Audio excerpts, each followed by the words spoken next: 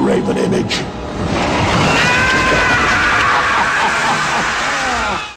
O worshippers of Christ the Messiah, there is something that we require. An answer to our questions from your learned ones is what we desire. If your God was in reality murdered by the actions of mere men, and if your God really did die, then what manner of God is he then? We wonder, was he pleased with what his killers subjected him to? If so, they were blessed by earning his pleasure, if only they knew. But if he was displeased by their act, then how can this be right? For in that case he was overwhelmed by their power and might. Was the entire universe left without a God or sustainer during that time? So who answered the prayers of those who sought help from the divine? Were the seven heavens left abandoned, with no God above to be found? While after his ordeal he was buried in a tomb, concealed near the ground?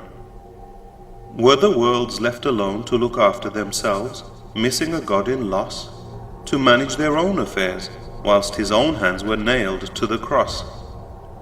How is it conceivable that he was left without his creation's help when he was nailed? Why didn't they rush to assist him when they heard his cries as he wept and wailed?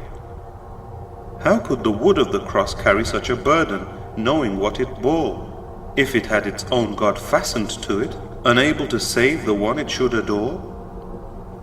How could the iron of the nails pierce a God's body and have him pinned? How could it penetrate his flesh and mortally wound him, unable to rescind? How were the unworthy hands of sinful perpetrators even able to get near? With what power were his enemies able to strike him stealthily from his rear? And did Christ the Messiah resurrect himself from death back alive? Or was the reviver another God, as only the giver of life can revive? What a strange sight it must have been to see a God enclosed in a grave or tomb. Yet more peculiar is the concept of a God being constrained in the belly of a womb, where he was confined for 9 months. In darkness he was enveloped, nourished from the blood of the womb, until in gestation he developed. Then he spewed out from the birth canal, emerging as a baby, tiny and grasping, weak and helplessly reliant, anxious to be breastfed, mouth agape and gasping. If he ate and drank, then he would have naturally excreted in a diaper wad, as a consequence of answering the call of nature. Is this befitting for a God? The true God is exalted above the falsehoods attributed to him while Christians lie, and he will hold them to account for their libelous doctrine of him when they die.